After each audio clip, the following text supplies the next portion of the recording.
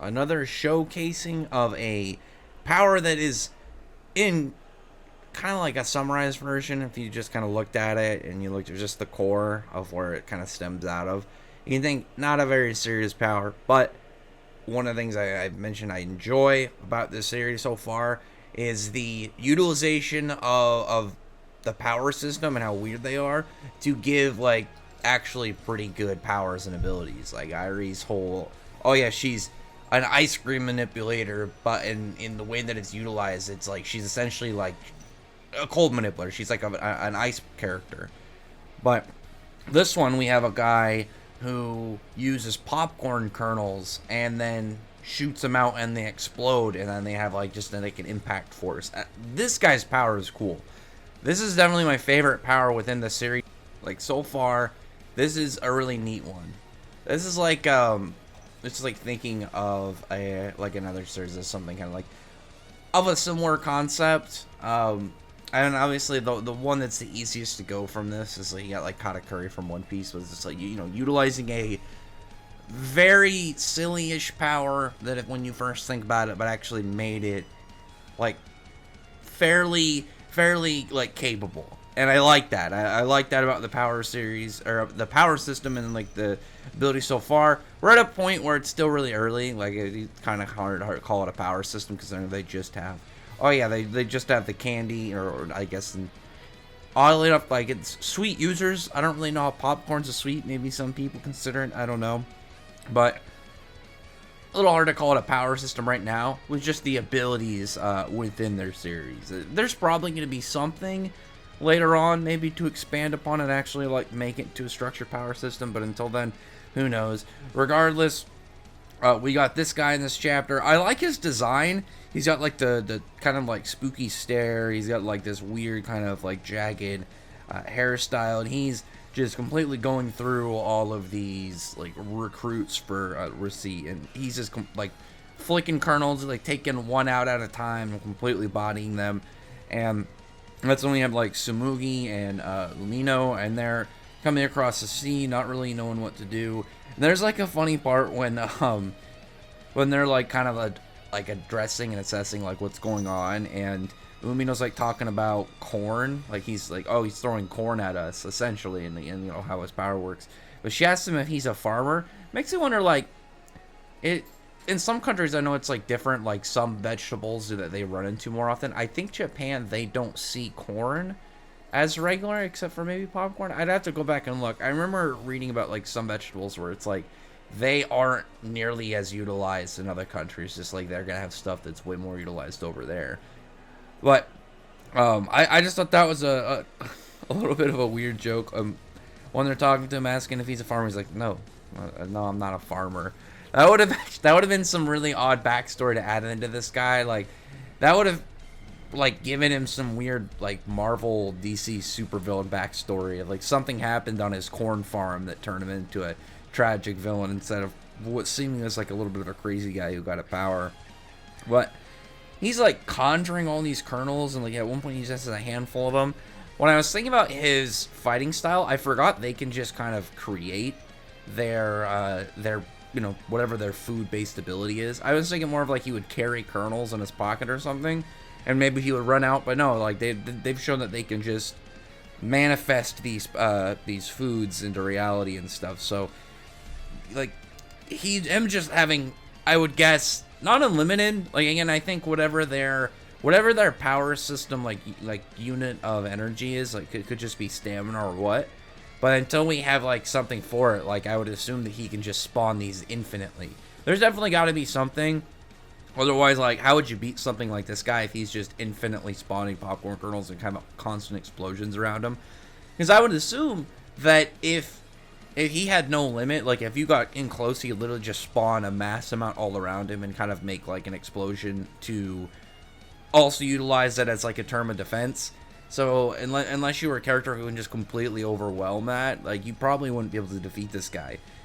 And I am very curious as to whether or not Sumugi is going to use her sweet user power in this. Is like she going to summon it at any point? Because there's no known kind of placement to where like she is with her power compared to this guy? Is this a guy that they're going to even be able to defeat without her using her power?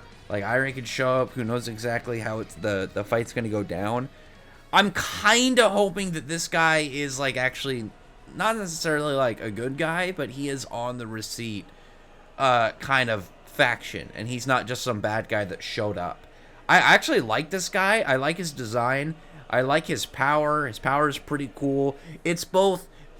I would imagine it's easy to draw as well. Like, for the most part, his basic attack is he's just flicking these kernels and making these little explosions. And, I'm willing to bet those are infinitely more easy to draw than, like, Irie's ice cream or, like, Tsumugi's lollipops or, like, any of those powers. Like, his looks like it'd be very easy to draw. So maybe he could be a main cast member. Also, again, I like his design. I think his design is pretty cool. He's got, like, a really simplistic yet kind of, like, cool tone to him with, like, the chains, and he's got, like, the sleeveless tank top. He's got this, like, weird look to him. I mean, he could easily be a bad guy. If he's a bad guy, like, I'm hoping he's a reoccurring bad guy. Like, he would be, like, this would be, like, the first time we see him, and then later maybe he's an arc bad guy, or he's, like, a major fight for one of the main cast. Because I do think this guy has a cool design, and I like his power. But Umino's just trying to do what he can. They mentioned that the camera's broken, and that to me was like, okay, Tsumugi might be able to use her power if there's not going to be anyone to notice or see her. And we didn't end the chapter on, like, a point where it's clear that she had a little bit more focus. I mean, she's the main character, but it could have, like, this seemingly was being set up for an Umino chapter, but he looks defeated. He looks unconscious. Apparently, the cameras are off. I would imagine Tsumugi's going to use her power in the next chapter, because Umino, like, he's clearly capable, but he's not, like, a big fighter. He's not, like, somebody who can just, like, oh, yeah, at the very start of the series, go toe-to-toe with one of these sweet users. It's definitely a power gap between them based off of what he's currently capable of, what he has available, and what this guy can do. And again, that level of strength is one of the reasons I'm hoping this guy is a longer-lasting bad guy. And if Tsumugi ends up defeating him, I think it should be with her power.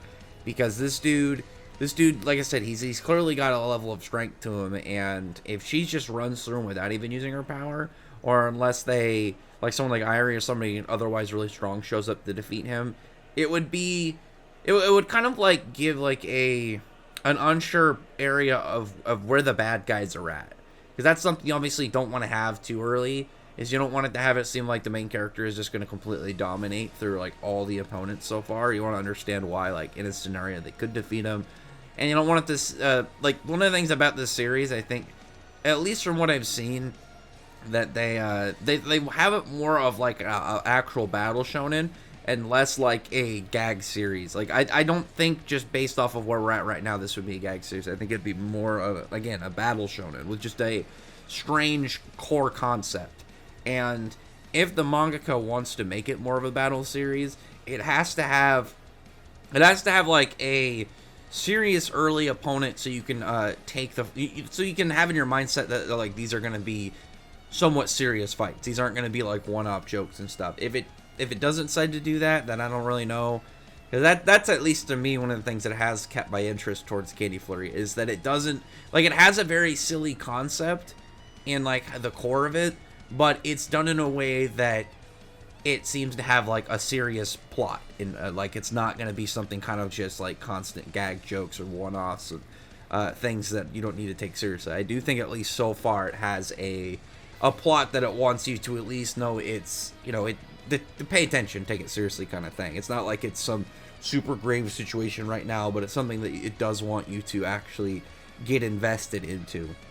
But Tsumugi, at the end of the chapter, when this dude is, like, laughing at him after taking him down, she's just, like, kind of like, oh, you know, you're just kind of, like, laughing at him now after he didn't dodge any of your attacks. He was just trying to, like, come right at you, and then she just, like, calls him a loser. So I'm guessing her fight is next. If all these other rookies and receipt and stuff are out of the way, Umino's unconscious, no cameras, I think we're gonna see her use her power in the next scene, in the next chapter. So I'm really hyped to see where that's gonna go, because how is her power gonna go in this? Is she just gonna swing it and like try and attack him? I'm still very invested in just the idea of what Tsumugi's power, like how it would evolve as the series progresses. Assuming the series survives the acts, like it manages to get like a longer chance at doing a series, not just like whatever it is, 20 chapters or whatever, then